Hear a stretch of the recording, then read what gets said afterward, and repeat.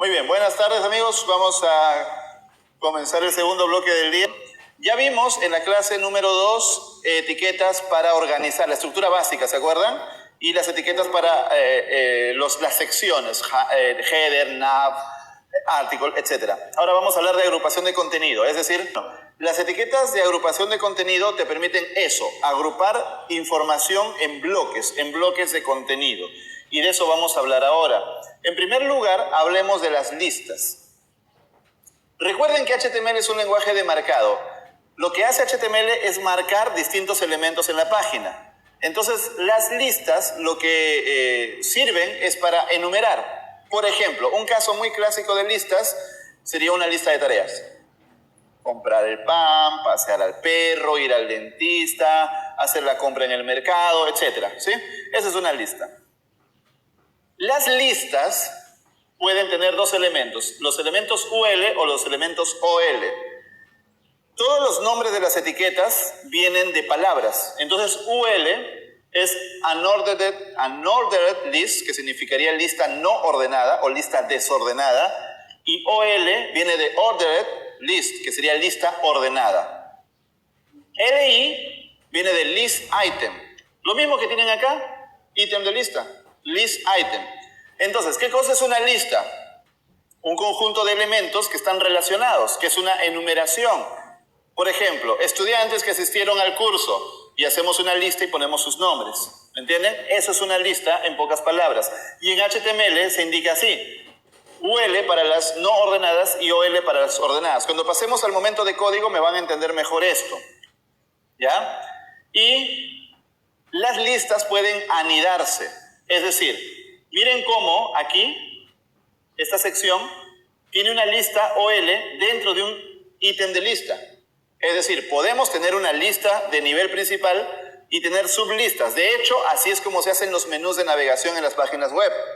Cuando tenemos un subítem de un menú, ese subítem fue creado con listas anidadas. Vamos a hacer ejemplos ahora, así que tranquilos. No se preocupen tanto de memorizar ahora, simplemente entiendan el concepto. También tenemos listas de definición. Estas son listas diferentes, no se usan mucho, pero existen. Sirven para indicar un término y una definición. Por ejemplo, podría ser para un glosario. Supongan ustedes que van a hacer una lista de lenguajes de programación. ¿Sí? Entonces, tú quieres poner el nombre del lenguaje y una explicación. Entonces, para eso harías una lista de definición. Aquí he puesto, por ejemplo, una lista de capitales. ¿Qué cosa es DL? Definition List. DL, Definition List. DT, Definition Term, es decir, término de definición. Y DD, Definition Description, la descripción de esta definición. ¿Ok? Entonces, en este caso lo que he hecho es una lista de capitales. Podría poner arriba un H2 o un H1, dependiendo de la estructura del documento, y decir, ¿no? Lista de capitales en Latinoamérica. Y luego voy poniéndolo así. En este caso es más correcto hacerlo de esta manera que hacerlo con una lista como esta. Entonces tú tienes que entender en qué caso estás siempre.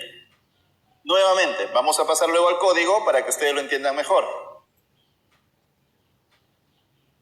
Esto de acá es muy importante. A partir de HTML5 se creó una nueva etiqueta llamada Figure. La etiqueta Figure permite que tú pongas un contenido relacionado, pero que esté, digamos, que rompa el flujo del contenido. Me explico. ¿Se acuerdan que hace un rato hablamos de la site? Y dijimos que la site es para un contenido que no está relacionado, pero que igual quieres ponerlo como una publicidad. ¿Se acuerdan? ¿Sí? Perfecto. Entonces, un figure lo que hace es algo similar. Es un contenido, en este caso sí está relacionado, no es como el asai que no está relacionado, sí está relacionado pero rompe con el flujo. ¿Qué significa que rompa con el flujo? Significa que, por ejemplo, tú estás viendo un contenido y en el medio te ponen, por ejemplo, una imagen. Vamos a suponer que están hablando de Machu Picchu y en el medio te ponen una foto de Machu Picchu y luego sigue el contenido. Ese es un figure, porque rompe con el flujo. Pero no solamente una imagen, podría ser un video, podría ser una cita. Por ejemplo, algo que dijo Albert Einstein. Una frase de Albert Einstein la podemos meter en un figure. Podría ser código. Claro, porque también rompe con el flujo. Estamos hablando, por ejemplo, de algo de JavaScript. Y hacemos esto, miren. Miren acá. Hay un figure y dentro del figure hay un play y un code. ¿Se dan cuenta? O sea, supongamos que estamos escribiendo un tutorial en un blog, en un artículo. Entonces, el figure nos sirve para meter un pedazo de código. Entonces, repito, ¿qué hace el figure? Mete un pedazo de contenido que sí está relacionado, pero que rompe con el flujo. Entonces, no necesariamente es una imagen. Mucha gente cayó en la trampa de creer que como se llama figure es para imágenes, pero es para mucho más que imágenes. ¿Y qué cosa es fig caption? Fig caption es la leyenda de este contenido. La leyenda, es decir, una descripción, un título, una explicación. Fig caption es opcional, ¿ok? Fig caption es opcional, no es obligatorio, pero si quieres, ahí está. Y esto es semántico, esto es completamente semántico. Sigamos. Veamos otros elementos. El elemento main es el elemento más importante en una página web. Digamos que es donde se pone todo el contenido principal de la página. Por otro lado está el nav, por otro lado está el header, el footer, ¿me entienden? Pero el contenido más importante debe estar siempre dentro de main. Así que acuérdate, debe haber un main en tu página. Luego, P son bloques de texto. Como dice acá, este es un párrafo, es decir, un bloque de texto. Cada bloque de texto es un P de párrafo. Ya está, fácil. Esto es otro elemento que viene con trampa, HR. ¿Por qué viene con trampa? Porque HR significa horizontal rule, regla horizontal. Si tú pones HR, yo veo varios con su laptop, si ponen HR y ven en el navegador, van a mirar que se imprime una línea. Entonces, muchos caen en la trampa de decir, pero esto es una línea. Yo también puedo hacer una línea con CSS, border button, un pixel, solid, black, ¿no? Y ya está, una línea. Es que no, siempre recuerda, HTML no es estilo, HTML no es diseño, HTML es estructura, por lo tanto este HR significa algo. Tú ves una línea, pero significa algo. ¿Sabes qué significa SHR? Significa un cambio de sección, un cambio de capítulo, un cambio de significado, digamos, en el texto que estás trabajando. Eso significa. Entonces, cuando, por ejemplo, vamos a suponer que tú estás escribiendo una historia, un cuento, llegas hasta el final y quieres sacar como unas conclusiones. Entonces pones un HR que significa que como que vas a romper la secuencia y luego pones sus conclusiones. Porque no sería tan lógico seguir con los párrafos y otro párrafo con las conclusiones y ya, como que viene de golpe, no se siente esa ruptura, ¿me entienden? Igual pasa en las películas, ¿han visto? Ves una película y luego como que hay un fundido negro y te dice 10 meses después y te sale el mismo personaje ya con otra vida, ¿no? Algo así. Se necesita algo que haga esa ruptura, si no se siente raro, se siente como que te lo han metido a la fuerza.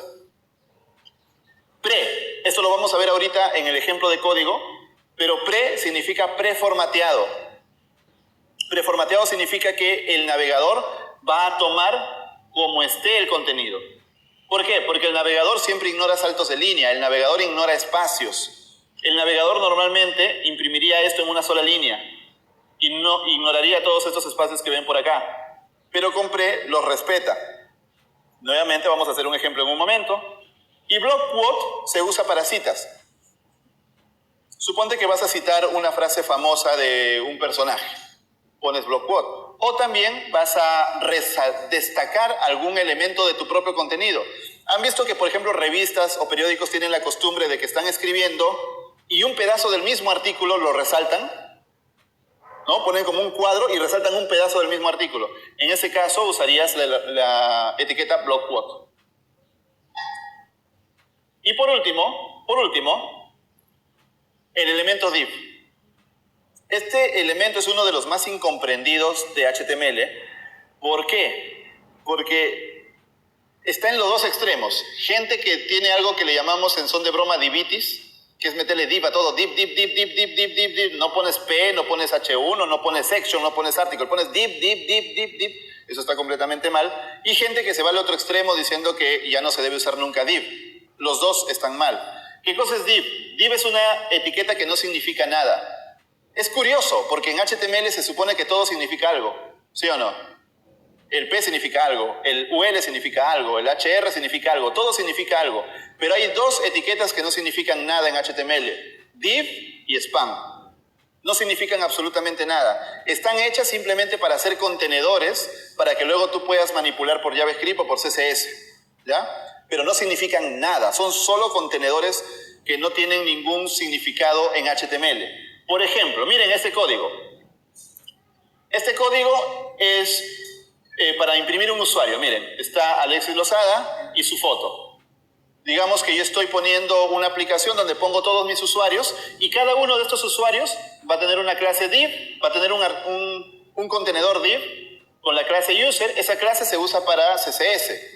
Y luego tengo dos divs dentro, uno con la clase username, donde va a ir el nombre del usuario, y otro con la clase userImage, con la imagen, con la foto del usuario. Fíjense cómo los divs no tienen ningún significado.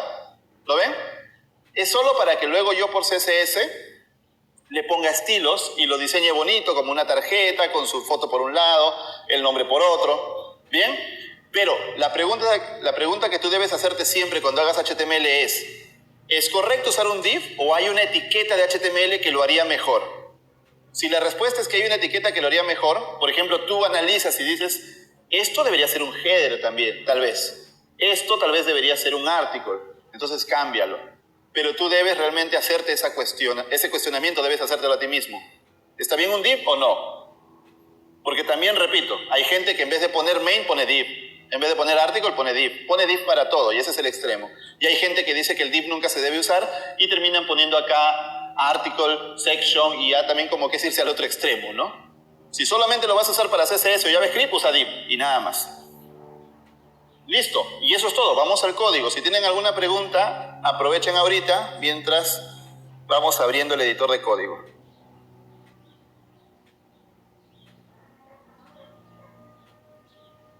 Te cuento, buena pregunta. Te cuento, HGroup no existe ya. HGroup fue una propuesta que se hizo para HTML, pero se descartó. Ahí está. ¿Ves? El elemento HGroup ha sido removido de la especificación. ¿Lo ves? Me costó encontrarlo, pero ahí está. No, o sea, que no tenía sentido. Fue una propuesta, claro, de meter un H1 y un H2 juntitos con HGroup, ¿no? Pero luego lo analizaron y dijeron... Iba contra la estructura, realmente. Usar varios H1 no es un error de HTML. Hace tiempo, antes de HTML5, no se permitía usar más de un H1 en un documento HTML. O sea, el validador te daba un error. Hoy día se puede, pero aunque se puede, es recomendable no hacerlo, porque lo que tú acabas de decir, Google usa el H1 como el título principal de la página y es el que le da más valor. De ahí saca el título, de ahí entiende el significado de la página, etc. Es recomendable tener uno solo, aunque se pudiera.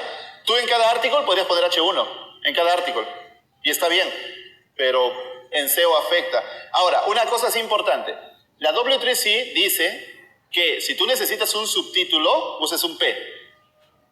O sea, H1 y un subtítulo. Por ejemplo, curso HTML5 desde cero. Y el subtítulo que sea dictado por Álvaro Felipe o no sé qué. ¿Ya? Ese subtítulo usa un P.